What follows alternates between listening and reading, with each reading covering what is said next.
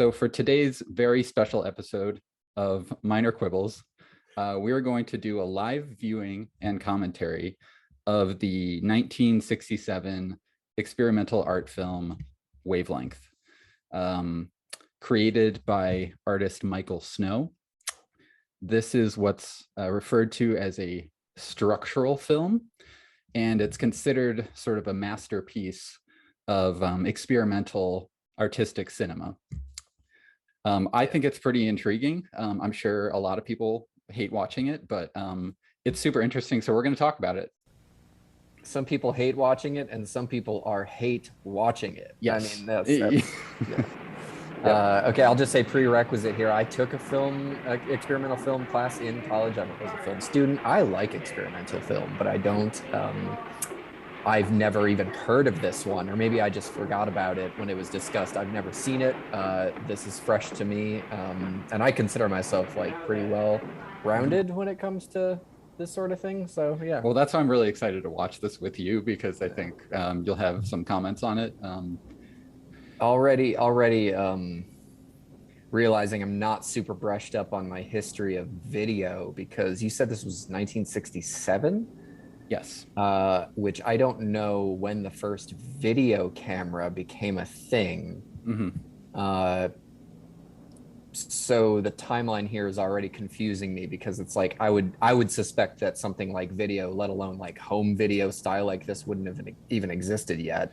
And that everything would have been shot on film, but then I guess this was shot on film, and then maybe somebody transferred this over. Maybe transferred it, to video, and that's what we're looking at. So maybe this is not even the original intent of the artist that we're seeing. You know? I think as we watch, maybe Wikipedia or Google is fair, like if we're curious about that stuff. But at the same time, we'll try to soak it up. When I was researching this video, the screenshots I saw of it all had a similar look to them. This sort of like video that's been transferred repeatedly in a lossy manner. Which I get as being like part of the way it's meant to be, but you gotta wonder, 1967, did this dude shoot it on Super 8 and screen it on Super 8 in little dank dark rooms with like 13 other people? Because like who cares? Even today, who cares about experimental film? Like very few people actually want to do this. I mean, we're hearing traffic noises, and which is part of it. I mean, in the commentary I read, it audio is a major component of this, I would say. And so good thing we're chatting. It's like already, it's like who out there like that loves this and stumbles upon this video is like, fuck these guys, shut the fuck up, stop talking during this masterpiece. Little cut there. So ran out of film or setup again now. Some people walking in.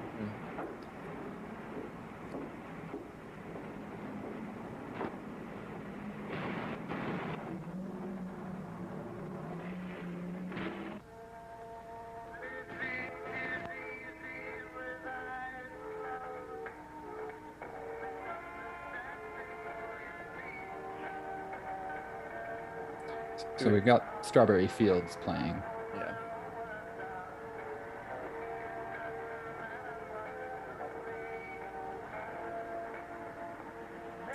And as a non-Beatles fan, I wouldn't have been able to pick that out at all. That's not to say I don't like the Beatles. I just am not. You're just a non. You're not like an anti-Beatles here. Not at all. I even finally listened to like the White Album for the first time, and I was like, oh, I get it. Yeah, they're great. They're legendary. Great. All right, getting a little washed out here. Yep.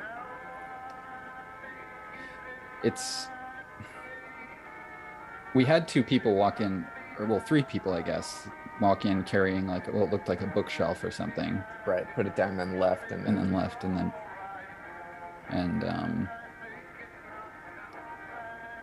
a couple people come in, some music, and then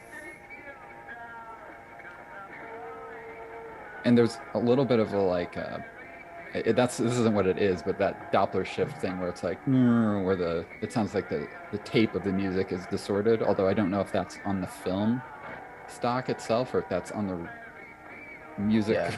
recording in the. I mean, that's far and away going to be my biggest question here about this period is this actually the intended? I mean, obviously we're watching it on computers. I got lights behind me. It's not an ideal way to watch something, but like even just the quality of this, like, is that the intended? Yeah. Somebody hit up, what's his name? What's Michael Snow? Yeah. Yeah. Somebody hit up Mike Snow and be like, hey, if he's alive, is this like what it's actually supposed to look like? There is the band Mike Snow of 2 or 3 eyes. Yeah. Or if there's any relation. I mean, maybe they just love this. Maybe this is like they saw it in college and thought it'd be real. Yeah. I mean, I think we're seeing probably a degraded form of this film. Like when I look at pictures on Google image search, they look more crisp than this. But this was the only copy of this I could find in full length. I just ripped it off of YouTube. Uh-oh. You revealed yourself. Now Mike Snow's going to come at you. I know. Got some color changes going on. Yeah. Not only that, but like you can actually see the way that it like this is like transfer problems. Is you see that on the side, on the left side, how that sort of looks almost like a curtain. It's not doing it right now, but like I saw that. It was if you were to back over. up. Yeah, there you go. It's almost as though either that's transfer stuff. So that again makes me wonder like. Well, I think the color changes are a part of this experience for sure. Certainly, but like the accuracy of them, some of that's like overexposure, some of that's like light leaks. So it's definitely anyway. You know, this reminds me of right here, this color and somewhat, I don't know. Also, by the way, it's slowly zooming in. Yes. Have you ever seen the Tarkovsky film Stalker? No.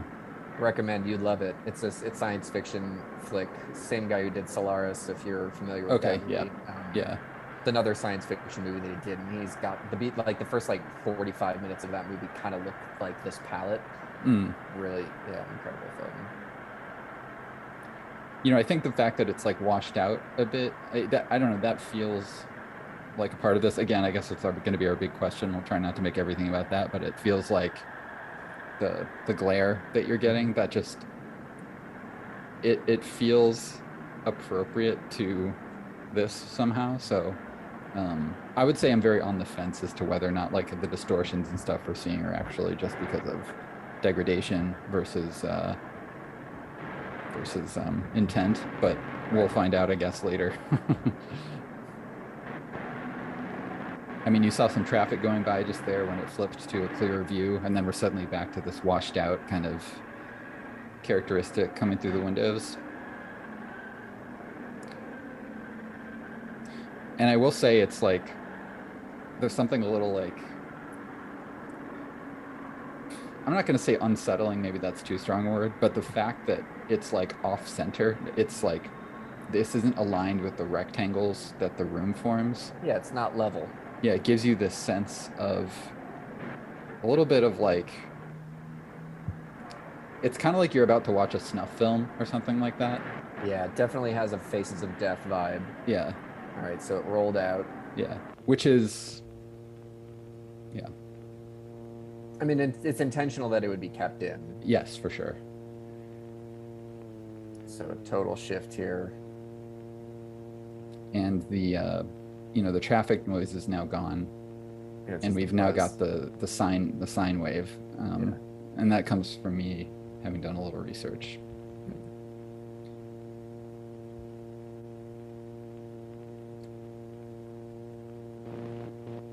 Kind of the inversion of the color. It's all white and washed out, and now the windows are dark.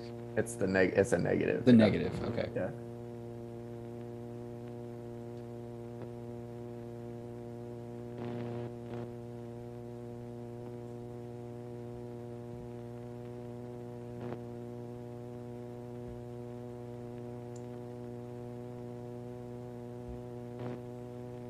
kind of reminds me, I don't know why, and maybe it's just because the way it is wiggly like this, it just reminds me of Don Hertzfeldt, right? Reminds me of Rejected. Yeah. Yeah. What's it called? Squiggle vision thing? I guess so. Yeah. Although I don't know, that's probably not what he did, Don Hertzfeldt, but no, it's just his animation style. Yeah. Yeah, still slowly zooming in here. What was that comedy show, the animated that they used the squiggle vision on? It had the Home Movies. Home Movies. Thank you. Yeah.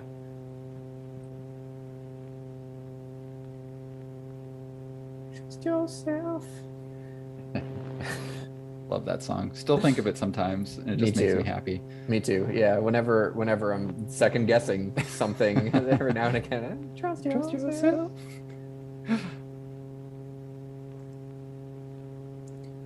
I mean, in some ways, this is like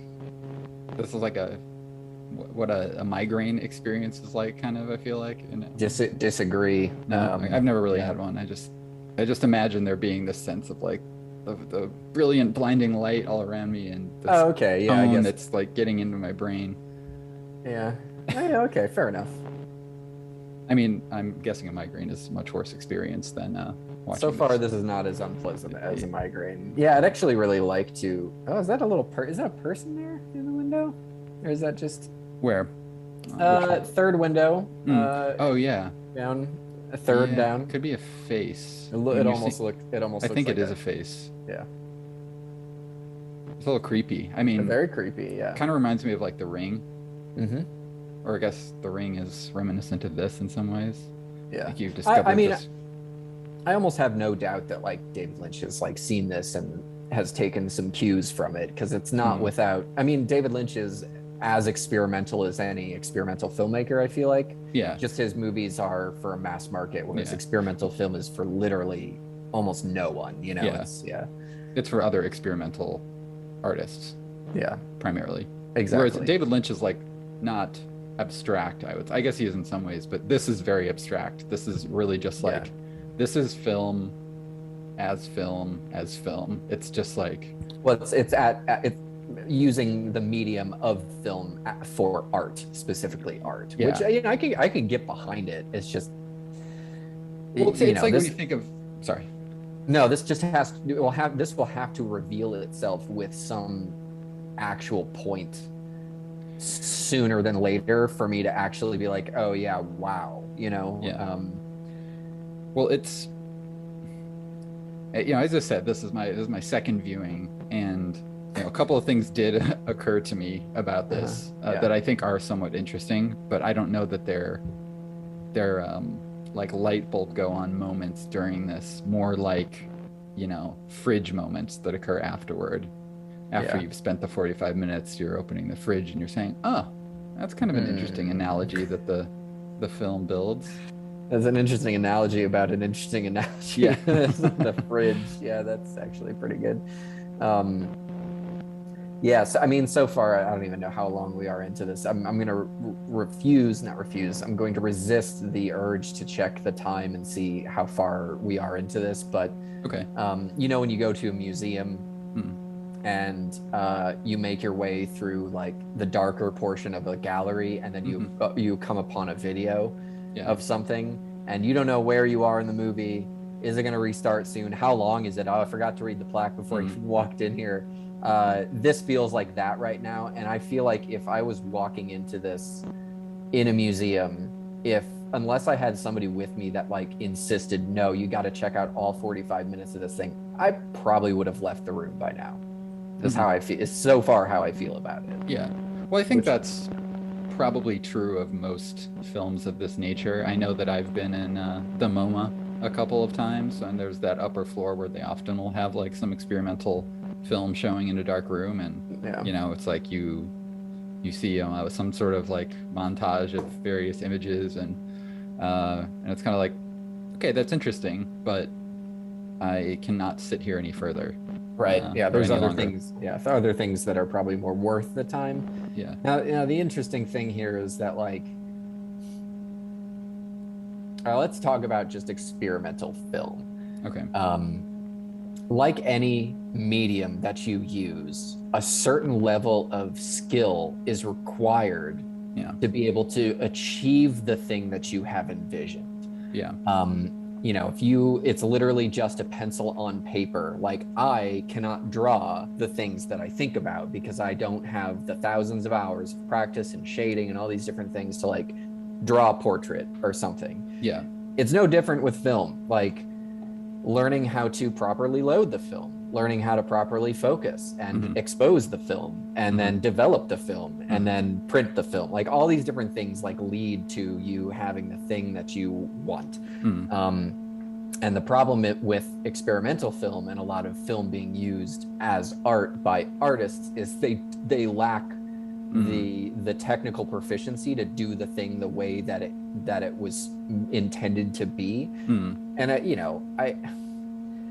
I think 95% of great art is just a person having great taste. I think the rest of it is built on actual technical skill, but what it comes down to is like whether or not the artist has either the confidence, I guess, or the arrogance to be like, no, that's totally what I meant to do. And this to me has total vibes of that, where it's like, this artist probably had a concept of being like, I want to show the permanence of architecture as it relates to the human form. And maybe. Maybe, it's like, that's what I could glean from this so far. And maybe what he really wanted was like, I'm going to go to this warehouse that is open to people, but only so many people go there. And I'm going to set the camera up every day for a year. And I'm going to like film it, and you're going to look at it, and it's going to be really interesting because you're going to see how humans affect architecture and how architecture affects humans. It's going to be really interesting. Check it out. And he goes in there with like a bunch of different rolls of film, and he tries his best, and then he fails. Oh, and then the transfer, oh man, then the print, it gets all messed up, whatever. And then you're kind of left with like, okay, now I'm like looking at an extremely poorly exposed image of a room where I can only see like, sorry, let me just pause you for 1 second there, just because we just heard these crashy noises off to the, like you can hear things breaking in the background.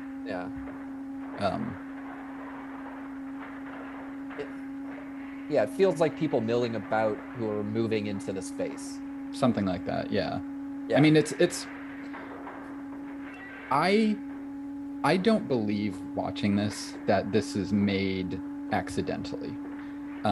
I believe that it is made very intentionally, because I think doing this, it's kind of like okay, well, there.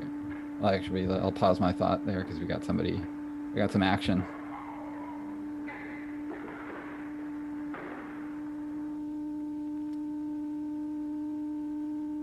So we had a person come in and lie down. Collapse is how I would put that.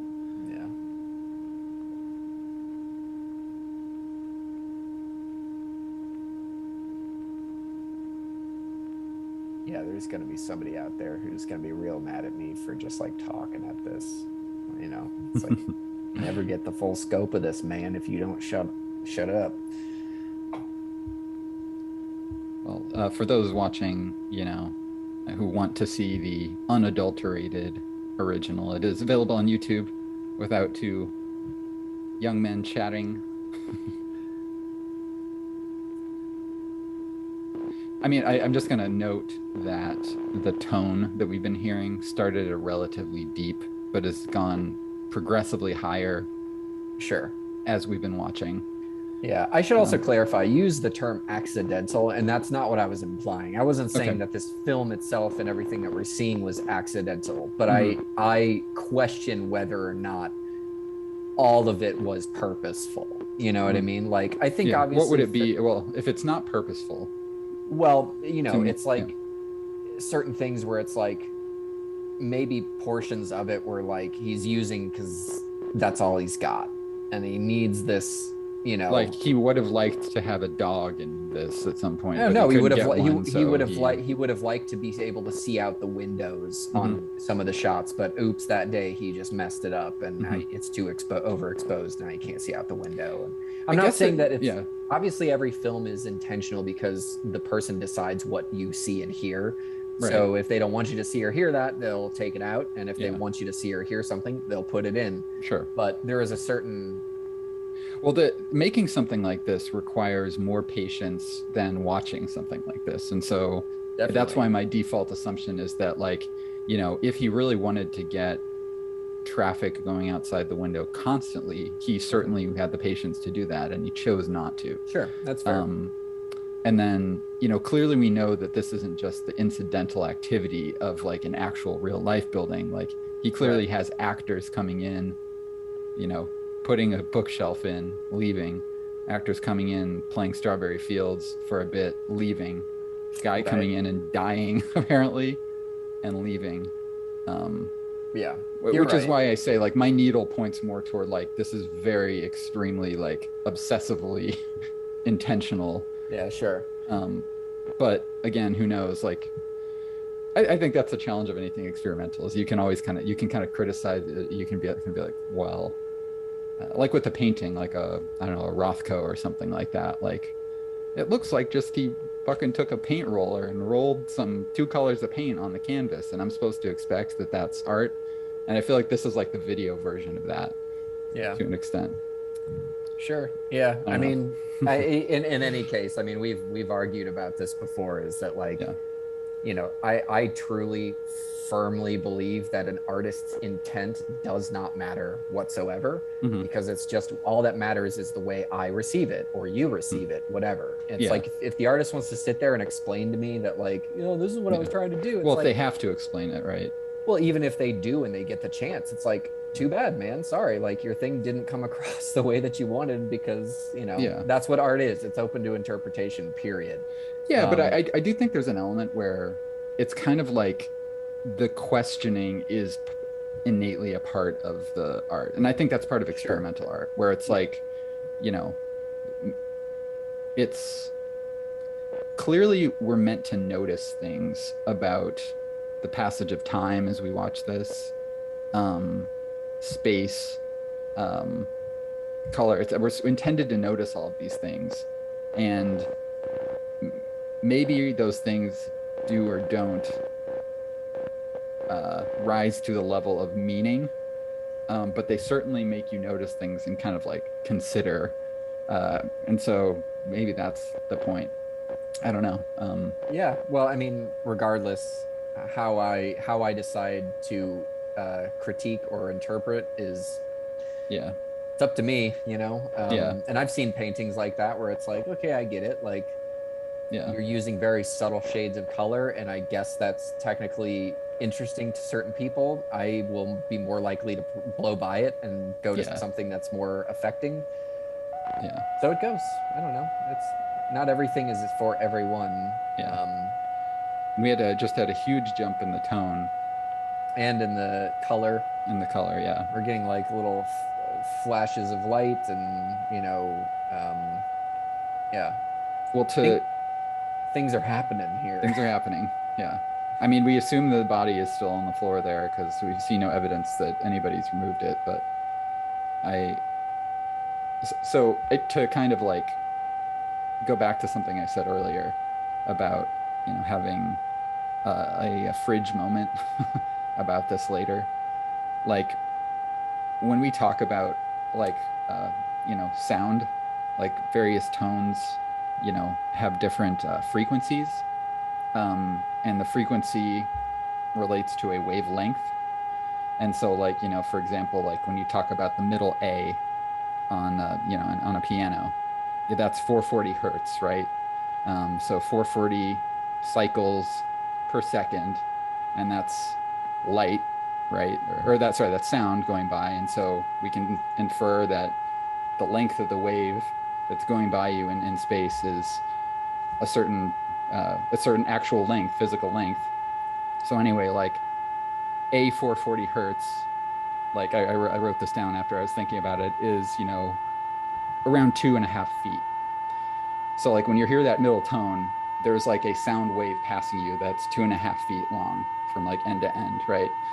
And like what's in the higher you get in tone, the shorter the wavelength gets. And so it's just kind of interesting that as the camera gets closer, as the distance between us and this wall becomes smaller, so does the wavelength of the tone that we're hearing. So that was like this kind of analogy that I felt like the film was building. Mm. Um, you know, Sure, it's interesting. that's I my mean, fridge moment. that's yeah, sure. Yeah, That's cool. yeah, I mean, I'm not going to say that's not an interesting idea. right. Is this actually expressing that? I think it has to be. I mean, Maybe Mike Snow would call you up and be like, "You're so wrong. Like this is meant to sound like the impending explosion of a nuclear arm, and here we are, you know, experiencing that in super slow motion, whatever, you know, like yeah, again, artist intent doesn't mean anything. yeah, Is this the best way to express that? I don't yeah. know. Maybe not. Yeah, Maybe not. I do think there's something to be said about the time, the like literally the point in art and cinema film history that it was made, right? Sure. Where you can kind of imagine that, you know how like sometimes you see a film that was like really groundbreaking in its time, and then like you're like you can appreciate how groundbreaking it was, and then like you make your friend watch it and they're like, I've seen like a million films like that, and it's like kind of and I kind of do wonder a little bit about this, where it's like, where was this in the annals of like experimental film? And like if Mr. Snow was the first to make something kind of like this, I could see that as being like, that's okay. Like he envisioned like kind of like the John Cage, like, whatever 4 minutes of silence track. Like I'm, I'm creating something that's like it's in the medium that like no one would have done Mm. um, until he did it. Yeah, I mean, it's also um, when when something like this exists, um, it's hard to like put this into like a coherent uh, idea, because just imagine yourself in like the 1960s or whatever, like this being shown, like maybe this dude is like really good friends with like Burroughs and Warhol and Lou Yeah. Reed, and like Yeah. maybe he's like, hey guys, like check out my experimental film that I made, and like Yeah. Lou Reed is like, it's the best thing I've ever seen, you know. Yeah. As long as the cool person in the room says anything like that, then anyone else is gonna like jump on Sure. and agree with that. And it's like, Yeah. is this truly, I'm turning it down because it's like It's drilling, very, very high drilling into pitched my now. brain. And maybe that's the point. Maybe it's meant to drill into my brain.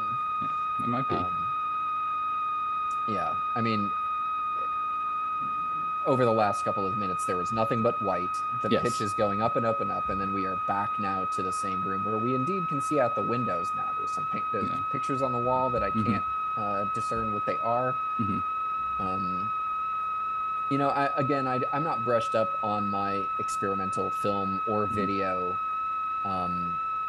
in terms of the timeline, but you know, I've seen a good amount of it, Mm-hmm. enough to know what I like and what I don't like, and I think that this one, I'm guessing we got to be at least like halfway through this at this point, like we must be,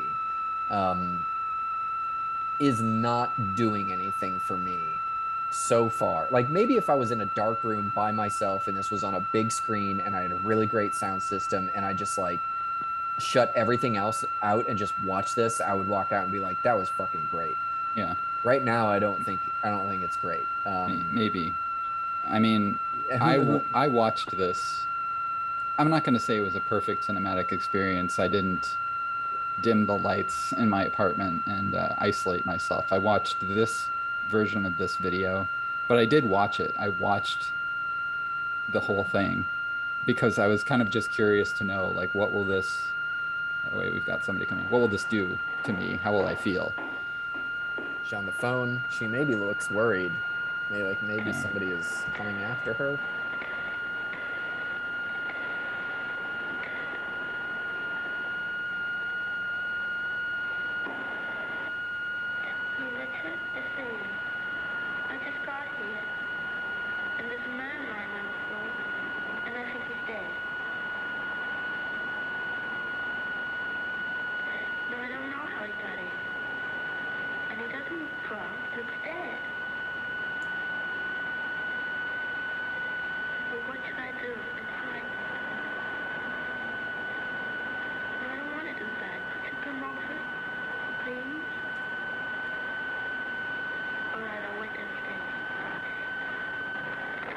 So, like, she calls someone and says, There's a "There's a dead man on man. the floor and he's dead. Um, What should I do? what should I Oh, do?" I And don't then I want to don't want do to do that. that. Yeah.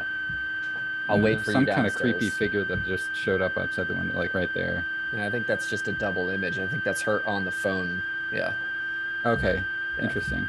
From before. From That's like the before, so same it's kind of sequence like of her on the phone. Yeah. overlaid. Yeah.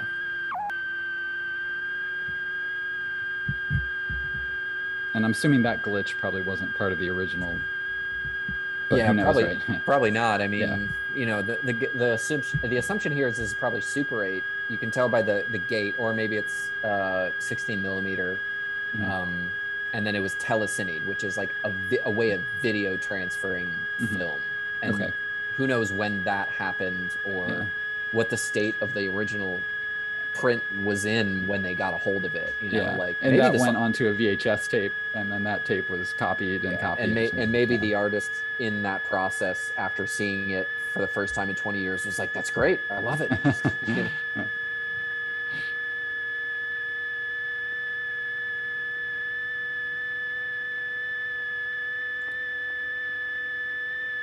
The noise is very loud now and very high pitched. Yeah, it's like tea. It's like a kettle Mm. whistling.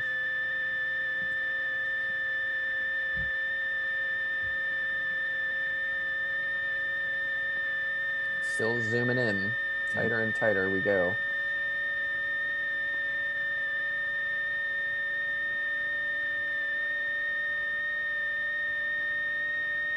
I think this is the turn of phrase uh, that I used when we were even talking about potentially doing this and just the idea of watching an experimental film. And I think that the picture changed. Mm. I think it holds true so far, for me Mhm. anyway, is that there are many different flavors Mm. of experimental film in this world, Mhm. and not all of them are tasty. Right. Right. I think Kind of, yeah, I can't disagree with that for yeah. sure. Um, I'm very much in the school of, you know, I I've heard it, like, if you tell me that, like, I don't know, let's say that there's a type of nut that's like the bitterest edible food in the world. I would be like, I would like to try that nut. Yeah. I would, just because I want to For the know if experience, it's yeah, why edible, not? if it's not going Yeah. to hurt me. But Yeah. what is that? What's the most bitter? Like, this is humans have found this. It is the most bitter taste there is. Yeah.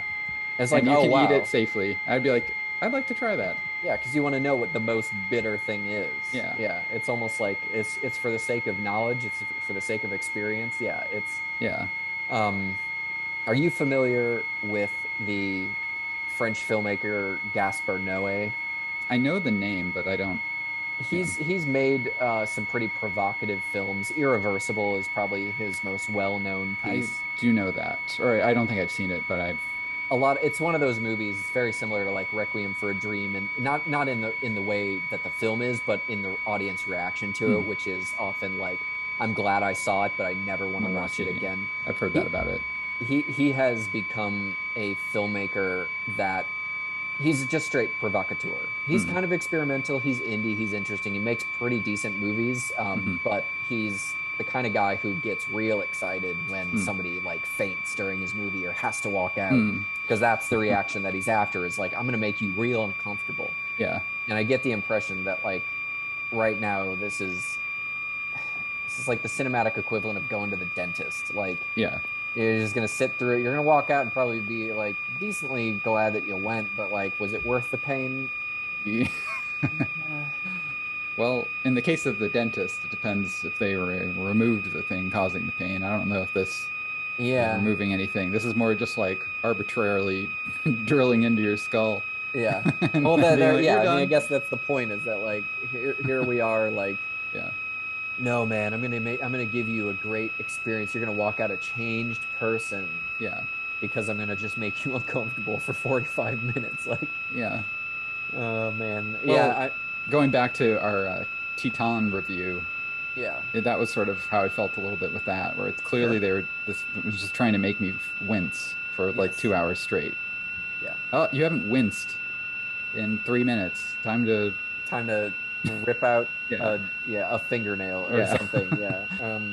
Yeah, it's I don't know.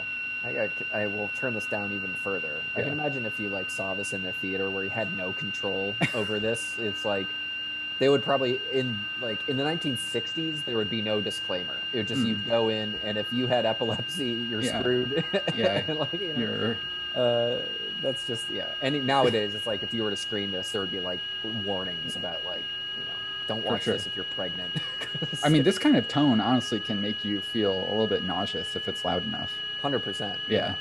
And then maybe that's the point is that like you're yeah. supposed to be so uneasy by it that Well, Mr. Snow, I believe, is still alive. I think he was, right if I remember, he was born in like the 1920s, oh and he's wow, still alive. So sweet. he's an old man now. Yeah, But I wow. wonder if he made art through experimental film through his whole life, or I wonder if he's aware that his work is on YouTube. I'm very curious. Yeah, that's almost more interesting than this video is like Yeah you have lived a century if yeah he was born in the early 1920s, if he's still alive, he's a century old.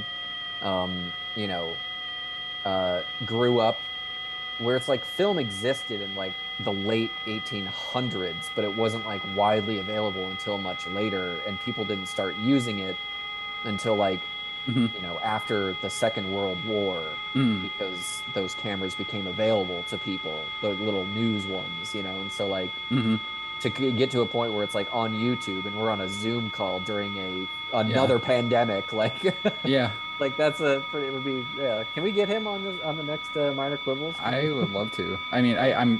I'm correct. He is still alive. 1928. Okay, so he's not quite He's 100, but Canadian. He made a film as recently as 2002 oh, called we should track it Corpus down. Callosum, an experimental film. Yeah, I mean, Track it down. See if we can find it. um, This is the kind of thing that requires a palate cleanser, you know. yes. And I don't know who this YouTube reviewer was that watched this and said this was the worst movie Well, he's ever it seen. was. It was. Do you know the angry video game nerd?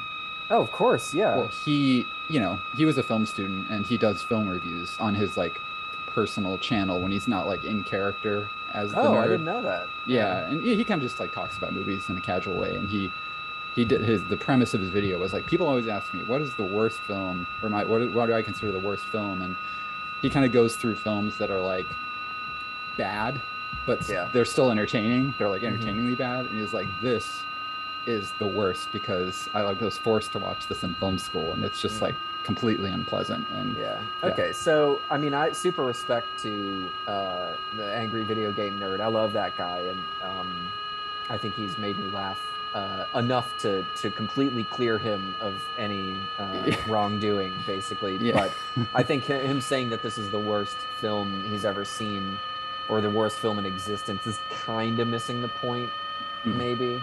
okay. Where it's like this is not being shown. You're not paying $25 to go see this at a Right. fucking AMC. Like, you Yeah. know what I mean? Well, Like you're that's paying tens of thousands of dollars to go to film school, right? sure. That was a joke. Just a joke. Yeah, Yeah.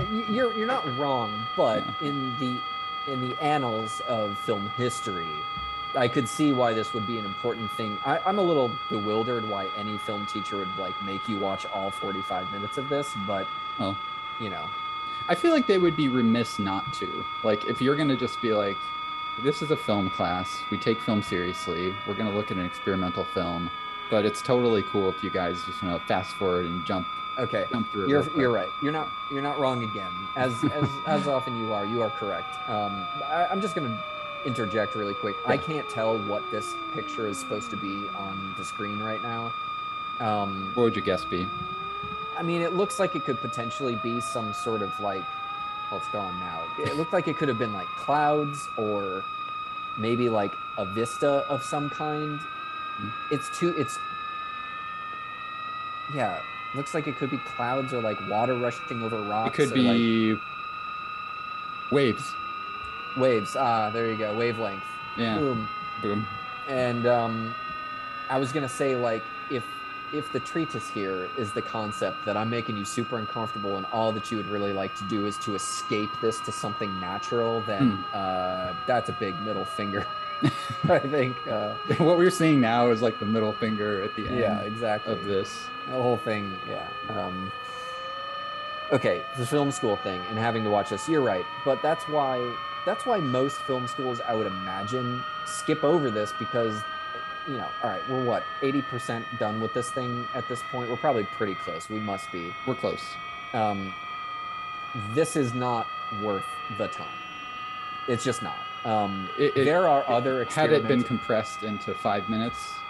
Yeah, Like in which that zoom in and the sound changing was perceptible to a way where it's like, oh, we're compressing and it's lengthening and it's compressing and it's like, oh, interesting. Like, if you were able to be the jerk I am, though, because I always done this my whole life, and you make a good point, but I just have to be the devil's advocate.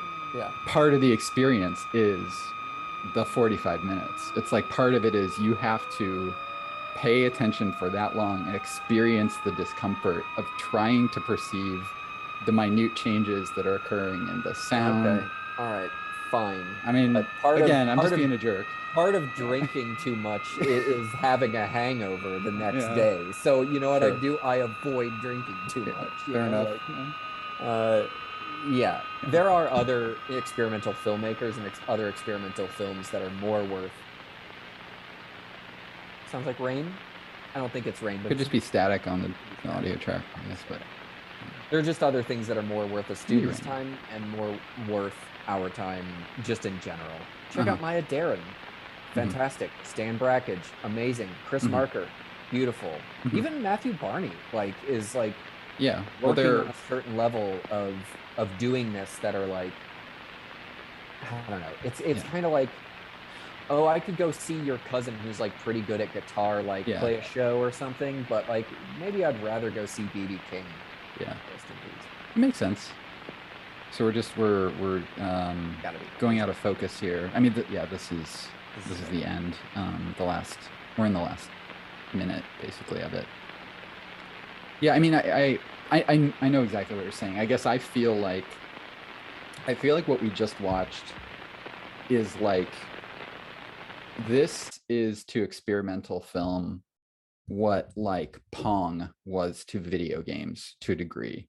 When you realize you can do something with a medium, like there are these checkpoints or milestones that you have to kind of reach, and one of them maybe is like a film like this. Like, it's like you kind of like have to like discover, I can make a ping pong like game using computer code, and I can have people control the paddles, and I'm going to make that because I realized that I could do this thing with this medium.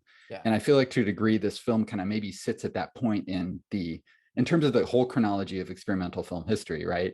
Here's something to think about when you say that. And I knew that confident enough in the chronology to know this as a fact, but I just looked it up because I wanted to know a specific. So Maya Deren, who is most famous for doing experimental films, and she's made some very interesting ones, very beautiful. They're not like this. They're a little bit more poetry in motion than anything, but they're straight up experimental. They're really interesting. I highly recommend that you check them out. She died before this film was even made. Okay, yeah. So when it comes to that argument of maybe this was first. Yeah. It's like, no, she was doing that well before. Was she doing this in particular? No, but she was paving the way for certain things like this to exist, which is why it makes it a little bit more frustrating, because it's is it? I don't know. Maybe it is, maybe it's not. Well, it's just, my just summary of my feeling about this is that I think it has its place. I think that it clearly is its own thing. I can't say that I've seen anything else like it. It did make me think. When I first heard about it, I was intrigued enough to kind of want to watch it and experience the pain myself. And then I was intrigued enough by that to want to share the pain with you and to talk about it a little bit. And so it's kind of like, it was not a pleasant experience to watch. it did make me think a little bit. It kind of got my brain percolating. And, you know, I will remember having watched it. It's something that I'll probably think of from time to time in the future, even though the experience of going through it wasn't like the most pleasant, right? Sort of thing. Yeah, So that's sure. like my overall thing. You know, yeah. Yeah, okay. Here's my, I understand that I didn't watch this the way I was supposed to watch it. I think if you are interested in this kind of thing, then yeah, go ahead. Like, spend some time watching this. But I don't personally believe that you'll walk away. It's a very small percentage of the population who's going to view this, love it, and come away a different person from watching it. I think that's a great way of summing it up. Yeah. Cool. All right. Well, yeah, this has been Wavelength. Hope you enjoyed this live commentary of this film. We might do more of these in the future, you know. I like Smash that, that like button. Yeah. Subscribe. Yeah, mom and dad, come on. Yeah. We're dying for likes here. Yeah, cool. I'm looking forward to the next one we do like this. I bet it was fun.